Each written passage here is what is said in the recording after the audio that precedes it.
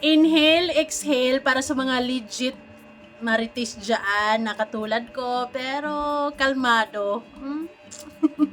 Yung hindi masyadong bumabanat, pero naiinis man, naintindihan natin, pero kalmado pa rin. Ay, sana all.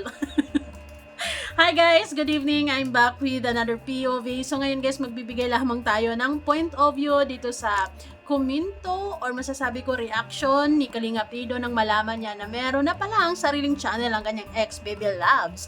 Let's say that way. So, bagong lahat, don't forget to support and subscribe. Kuya Val Santos Matubang at Edna Vlog, Kalingap Rob at sa lahat ng Team Kalingap. Syempre guys, salamat sa support at pagmamahal nyo sa aming mga Kalingap reactors. Okay. So, what do you guys expect? Kung ano man ang, ano bang possible reaction ni Kalinga Pido nang malaman niya na may YT channel na si Vianzi. Of course, sa pagkakakilala ko sa kanya, ay very positive na tao at kailangan niyang talinuhan or matalino talaga siya when it comes to iniisip niyang mabuti kung anong sasabihin niya, of course, at nakakabilib yung part na yon na sa kabila ng nangyayari ngayon na sobrang grabe, isa siya sa mga, of course, nasaktan, naipit, alam mo yun, siguro sumasakit din yung ulo, hindi nakakatulog, makikita nyo, mapapansin yung mata dyan, parang inaantok na parang mapupungay na, alam mo yun, pero nanatiling kalmado si Kalinga Pido. And that's why, naging kalmado na rin ako. Di ba? Alam mo kasi ilang beses na rin siyang nakikiusap. So, naman natin, kinukonsider naman natin since naging kalmado si Kalinga Pido, si Kalinga Prab, so ipagkatiwala natin sa kanila kung paano nila solusyonan o resolbahin o kung paano nila harapin ang problema ngayon. So, ngayon guys, ano kaya ang reaksyon at masasabi ni Kalinga Pido na may bagong or may YouTube channel na ang kanyang ex-Baby Loves? May ginawa na daw yata ng channel. Totoo mo ba yun, guys? Yes, true. So, yun palang may channel talaga. Yun pala, pwedeng yun pala yung naplano na or ano bang ibig sabihin nun? Yun palang or may YouTube channel na pala. Yes po. Meron na Kalinga Pido. And wala tayong magagawa dyan, diba? Kahit magagalit tayo, lumuha tayo, umutot tayo, wala na tayong magagawa dyan, hindi natin hawak ang kanilang desisyon sa buhay, diba? Yun, kung guys, lang sa akin ay gaya na sabi ni Rob, focus na lang din tayo. Yun ang gusto lang. Hindi pala sabi ko. Ano ba talaga Kalinga Pido? Basta guys, yung sa YouTube ng ibang wala nung yan po nilab yan. Hayaan na lang po natin guys, Yes, hayaan na lang kasi kahit anong alam mo, they're aware about bashing, about bashers, 'di ba? Alam nila 'yun.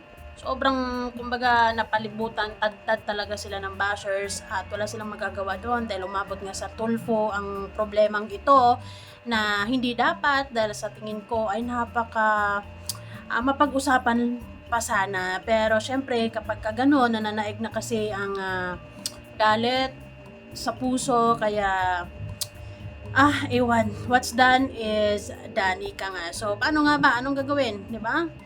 So, paano harapin ang mga problemang ito? Paano harapin ni Kalinga Pido ang mga bagay-bagay ngayon?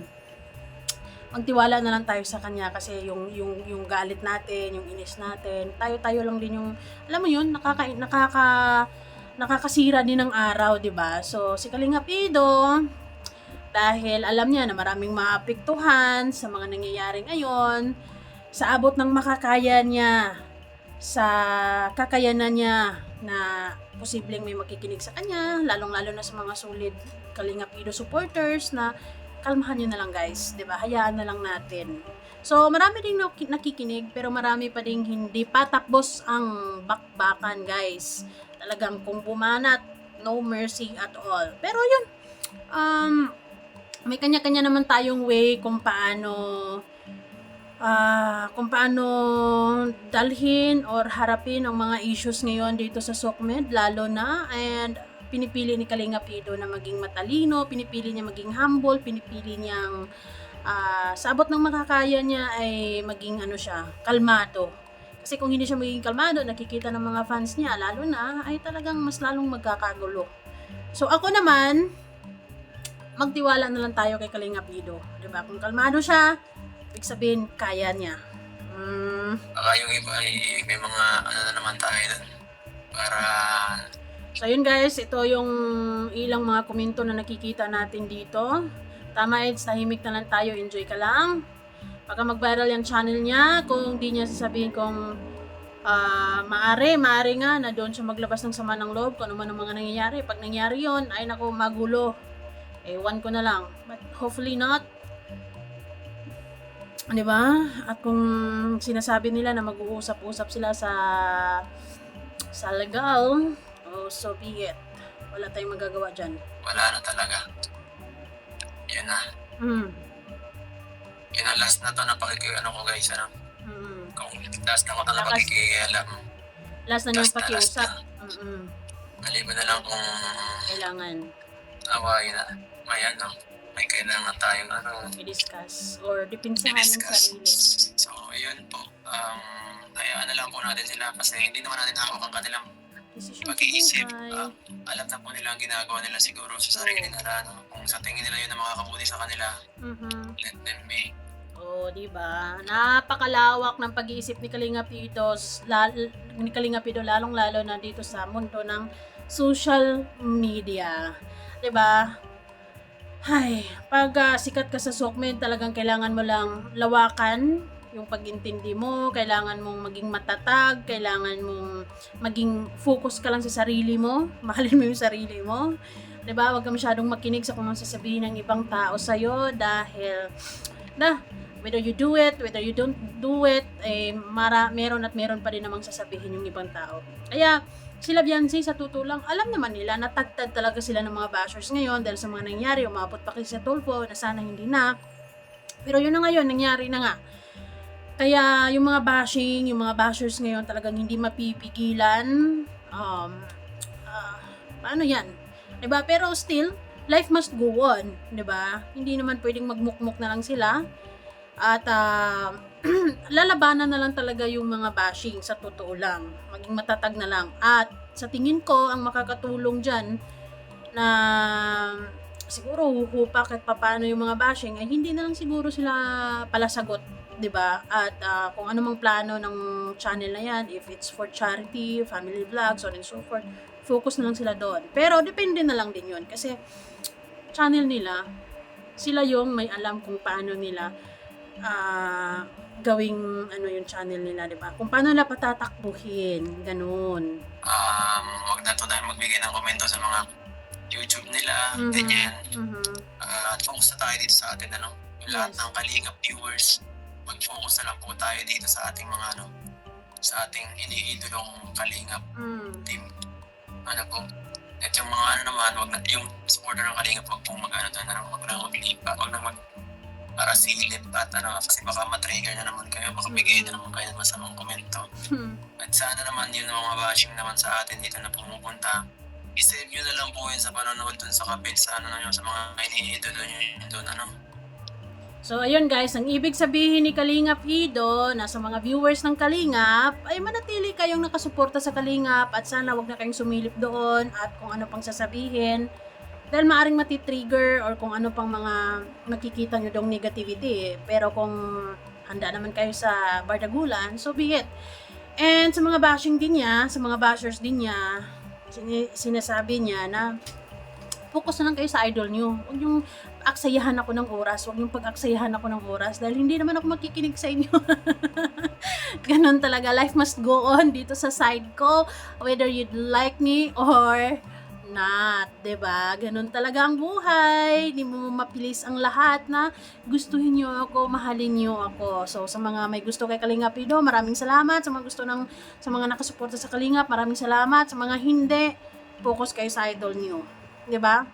maging territorial tayo. Char! Pero kung hindi maiwasan, at boring ang buhay kung walang kabardagulan, ay sige lang, di ba? At para masaya na po kayo, Mm. masaya na po kami dito sa aming lugar, sitwasyon na ito, i-channel namin. Mm. Masaya na kami dito po. Mm-mm. At sana ay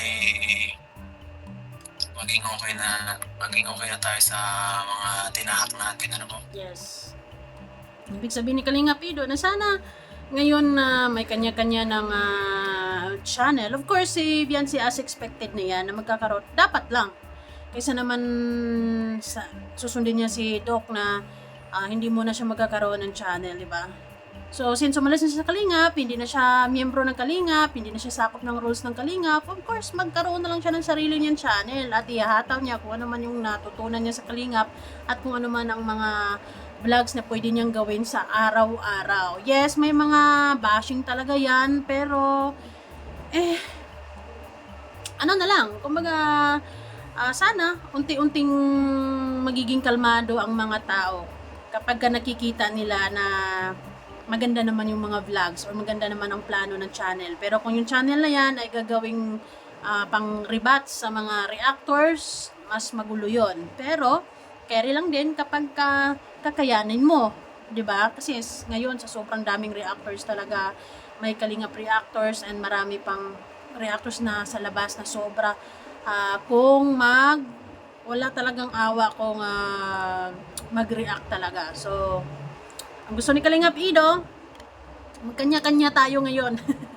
Focus kayo dyan, focus kami dito. At sa mga viewers, kung sino yung gusto nyo, doon kayo at sana wag nang comment ng negative. Pero yun na nga, hindi pa rin may iwasan yan, di ba? Last na sabi ko na yan. Kasi kung ano man, kung masaya na sila sa nangyayari sa kanilang buhay, goods na yun, ano, di ba? Okay na. Hindi na tayo kailangan manghimasok. Tayo dito, gagawin na natin yung sa atin, yung sa kanila gagawin nila yung sa kanila. At focus na lang tayo po sa ating goal. Yan, ano na lang. Kanya-kanyang focus na lang. Good luck na lang sa journey nila. Yes. Kung sakali, magtagumpay sila.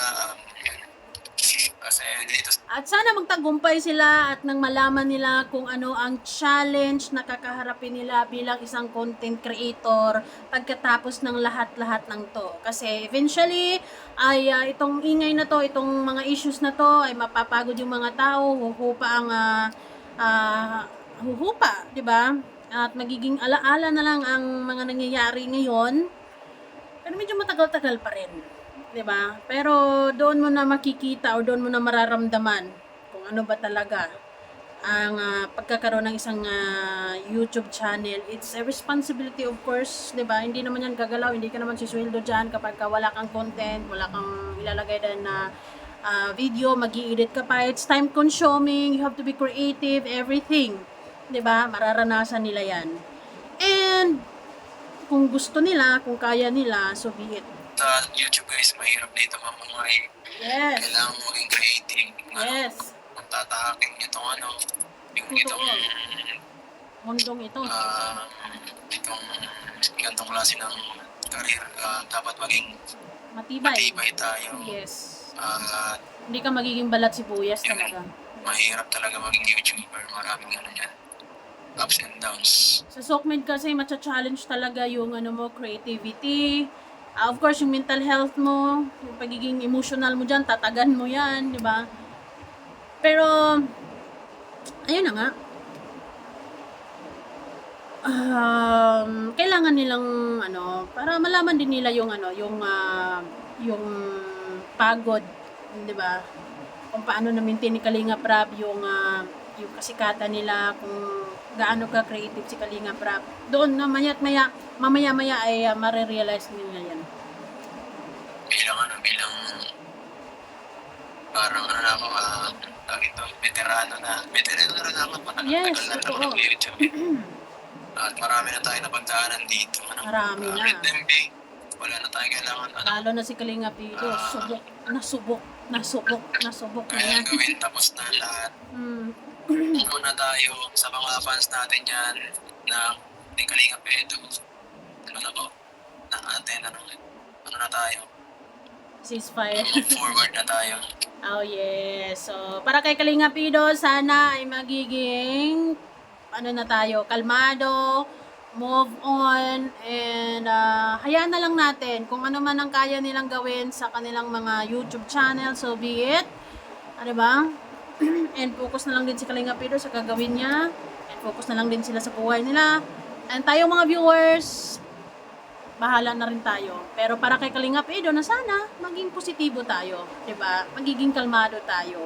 At wag tayong masanay sa pagiging bitter. 'Di ba? Imagine niyo halos araw-araw kung magiging bitter, magiging 'di ba? It's been like how many ilang buwan na ba 'to? Simula nung pagka ng EDSI, pagka tigil, 'di ba? It's not easy.